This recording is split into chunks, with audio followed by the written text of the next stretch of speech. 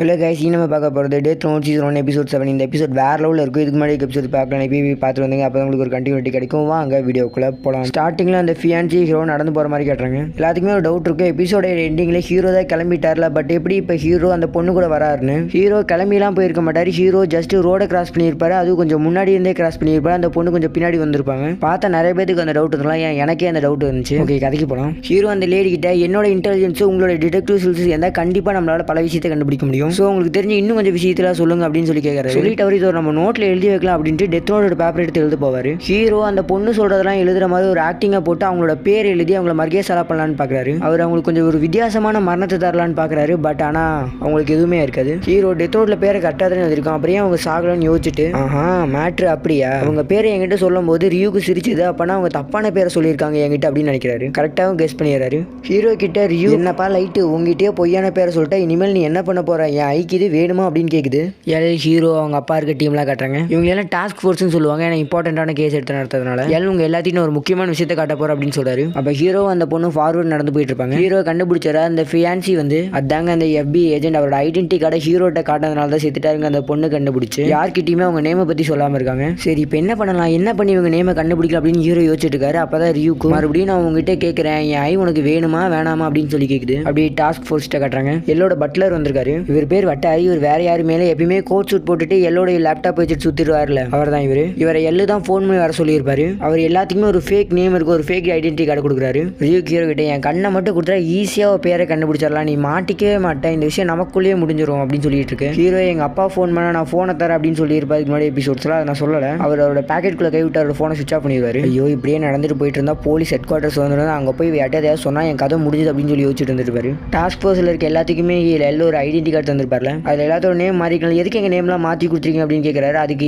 உங்களோட சேஃப்டிக்கு அப்படின்னு சொல்றாரு. அப்படி ஒரு பெல்ட் தந்திருப்பாரு. உங்களுக்கு ஏதாவது ப்ராப்ளம்னா டக்குன்னு இந்த பெல்ட் அழுத்துங்க, மட்டாரி உங்களை கான்டாக்ட் பண்ணுவார் அப்படின்னு சொல்லுவார். டாஸ்க் ஃபோர்ஸில் இருக்க ஒருத்தர் நான் போலீஸ் ஹெட் குவார்ட்டர்ஸ்க்கு போகிறாங்க, யாருமே இல்லை, கொஞ்சம் நல்லா இருக்காது அப்படின்னு சொல்லிட்டு கிளம்பிடுறாரு.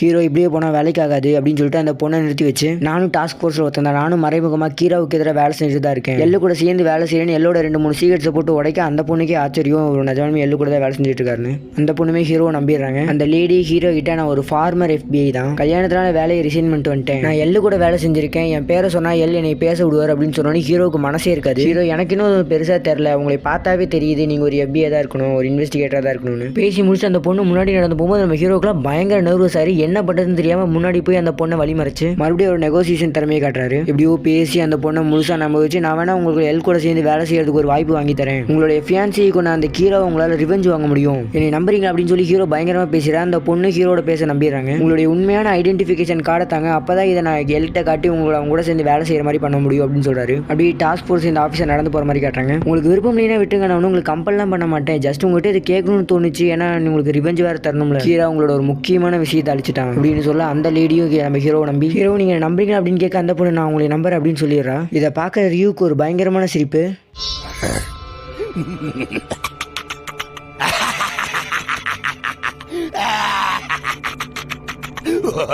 இந்த லேடியுமே நீ மன்னிச்சிருங்க, எனக்கு யார்கிட்ட என்ன சொல்றதுனே தெரியல, எனக்கு ஒரு சின்ன பயம், அதனால உங்ககிட்ட என்னோட பொய்யான நேமை சொல்லிட்டு அப்படின்னு சொல்றாங்க. அதுக்கு ஹீரோ பரவாயில்ல அப்படின்னு சொல்றாரு. அந்த லேடி அவங்களோட ஐடென்டி கார்டை ஹீரோட்ட காட்டுறாங்க. அந்த கார்டு அப்படியே ஹீரோ வாங்குற மாதிரி காட்டுறாங்க. அந்த இடத்துல அந்த நேரம்னு பார்த்து பனி பொழியுது. ஸோ அந்த டாஸ்க் ஃபோர்ஸை சேர்ந்த ஆஃபீஸர் கொடையை விரிச்சபடி போறாரு. அவர் கொடையை விரிச்சதன் காரணமாக அவளை ஹீரோவை பார்க்க முடியல. ஹீரோவை பார்த்து என்ன ப்ராப்ளம்னு கேட்கலாம். ஏன்னா ஹீரோ தன்னை ஒரு டாஸ்க் ஆஃபீஸர் அப்படின்னு சொல்லி ஊருக்குள்ள உருட்டி சுத்திட்டு இருக்காரு. ஹீரோ நல்லவேளை மாட்டியிருந்தா மட்டன் கைமாக ஹீரோவும் அந்த லேடியோட நேமை டெத் நோட்ல எழுதிடுறாரு. டெத் நோட்டோட பேப்பர்ல அந்த ஆஃபீஸர் ஹீரோவை பார்க்காம ஃபுல்லா கிராஸ் பண்ணி போயிடுவாரு. ஹீரோ அடிக்கடி வாட்ச்ல டைம் பார்த்துக்கிட்டே இருப்பாரு. அதுக்கு அந்த பொண்ணு நீங்க ஆக்சுவலி ஏன் அடிக்கடி டைம் பார்த்துட்டே இருக்கீங்க? ஓ அதுவா, நானும் உங்ககிட்ட ஒன்று மறைச்சிட்டேன், நான் தான் கீரா. கேட்ட அந்த பொண்ணுக்குலாம் மனசே இருக்காது, தான் இவ்வளோ நம்பினா ஒருத்தர் கடைசியில் நமக்கு இப்படி ஒரு துரோகம் பண்ணிட்டாங்களே அப்படின்னு. சரி நம்ம எப்படியா இருந்தாலும் சேர்த்துருவோம். அதுக்குள்ள அந்த போலீஸ் ஹெட் குவார்ட்டர்ஸில் போய் இந்த இன்ஃபர்மேஷன்லாம் சொல்லணும் அப்படின்னு நினைக்கிறாங்க. அதுக்குள்ள ஹீரோ இந்தாமா பொண்ணு எங்கள் அப்பா ஃபோன் பண்ணியிருக்காரு பேசுறி அப்படின்னு சொல்ல அந்த பொண்ணு அதெல்லாம் கேட்காம அப்படியே நிற்காம ஓடிக்கிட்டே இருக்காங்க. நீ எங்கே போனாலும் செத்துருவோமா அப்படின்னு ஹீரோ சொல்கிறாரு. அந்த லேடி தூக்கு கயிறை நோக்கி ஓடுறாங்க. ஏன்னா ஹீரோ அந்த பொண்ணு சூசைட் பண்ணிடணும் அப்படின்னு சொல்லி டெத் நோட்டில் ப்ரோக்ராம் பண்ணியிருப்பாரு. அப்படியே இந்த எபிசோட் முடிஞ்சிருச்சு. இந்த வீடியோ டைம் லென்த் ரொம்பவே கம்மியாயிருச்சு. நான் எவ்வளோ ட்ரை பண்ண இன்க்ரீஸ் பண்ணலான்னு, பட் அது என்னால் முடியல. ஓகே கைஸ், இந்த வீடியோ பிடிச்சா லைக் ஷேர் கமெண்ட் பண்ணுங்க, மறக்காம நம்ம சேனலை சப்ஸ்கிரைப் பண்ணுங்க. உங்களிடம் விடைபெறுவது உங்கள் யூனிக் தமிழ் எக்ஸ்பிளனேஷன்.